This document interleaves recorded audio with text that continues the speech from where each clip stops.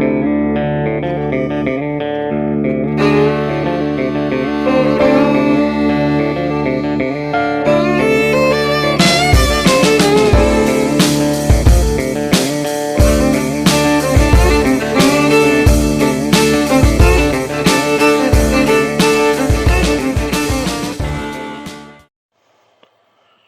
guys, welcome back to Deep South Bayou Diesel.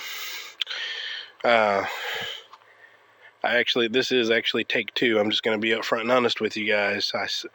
I said, welcome back to Outlaw, and I'm like, wait a minute, wrong channel.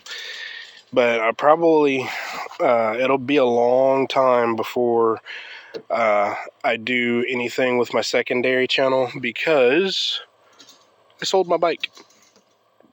Yeah, all you see over there is a pressure washer and a chair with some with a gas can on it. But yeah, sold my bike. I just got tired of sinking money into it left and right. As a matter of fact, I'll probably make a video on my motorcycle channel after I'm done with this one here. Probably just make a short. But yeah, I'm still waiting on my parts. It's Sunday. They were both supposed to be delivered yesterday. I don't know what happened. I guess maybe the weather or something. But they're here in my state. So, I mean, up north, there's not really any bad weather going on up there. So I have no idea what the delay is. But, you know, one package is saying it'll be here Monday, and the other one's saying it'll be here Wednesday. So, I mean, whatever. I just want to get this, those parts replaced on this truck, because I'm also going ahead and ordering the ICP air well, it's a kit, and it comes with both. It has the ICP and the IPR test. So you can actually test by removing this, which is, of course, a 15/16.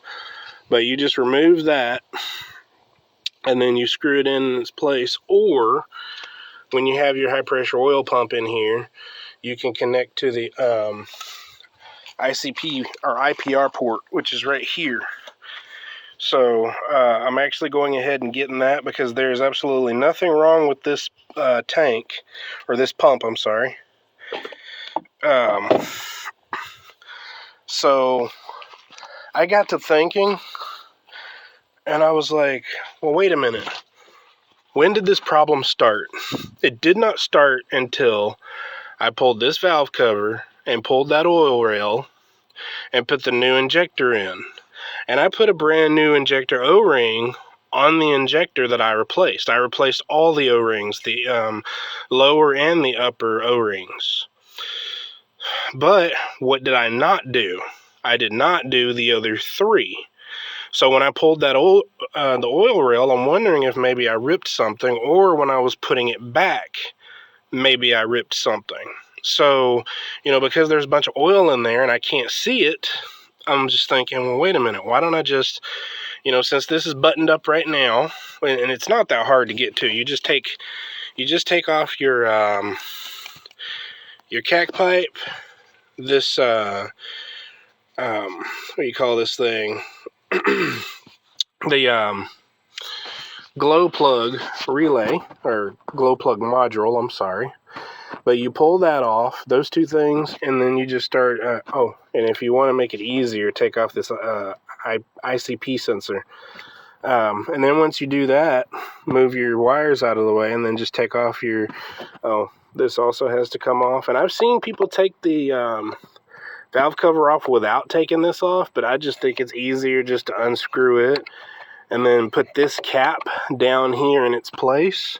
That way you don't break that neck trying to get it out of here.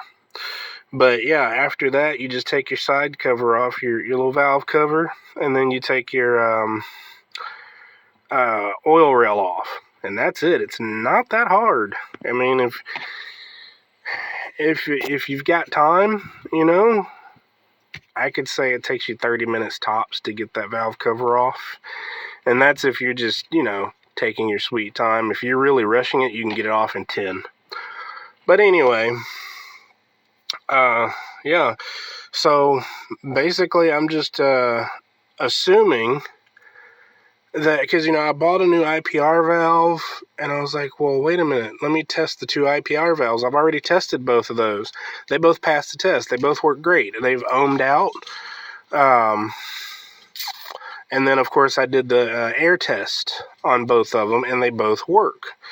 So I'm like, okay, it's not the IPR valves, so it's got to be one of those injector O-rings, the upper injector O-rings that mates to the lower portion of the oil rail, because that's the only thing that I did when I changed out the injector while I was in there. Yes, I changed the dummy pipe and the stand pipe and the dummy plug, and I oiled it up, and I've actually pulled them both off since I've done that. I do not have any damaged O-rings, so the only thing I'm thinking is it has to be something on that oil rail that, or not the oil, well, it could be the oil rail, but I'm thinking that maybe one of the injector O-rings got damaged when I was pulling it off. But once I get the that kit comes in to where I can put my oil pump, my high pressure oil pump back on, once I can do that, then before putting like the turbo back on and all that stuff, I'm just going to put the air piece on and do an air test and see if if there's a leak. And I'm expecting, if I do hear a leak, it's going to be on the passenger side, and I'm betting it's going to be underneath the oil rail, and it's probably going to be one or more of the injector O-rings, because I learned that can also stall your vehicle out. That's part of the high pressure oil system. So if you have a bad O-ring or a ripped O-ring, torn O-ring, it doesn't matter. If that O-ring does not create a good seal, then you're going to have a high pressure oil leak, which can lead to hot nose starts, and you can also have stalling. So we'll see. I'll get that squared away as quickly as I possibly can, and then we'll go from there. But I'm looking at least another week and a half, 2 weeks before I can film any progress. So it's just really irritating, because not only do I like making content for my channels, but I also like improving my vehicles. So it's just a waiting game at this point, but just be patient. I will be back. Thanks for watching. Later, Gators.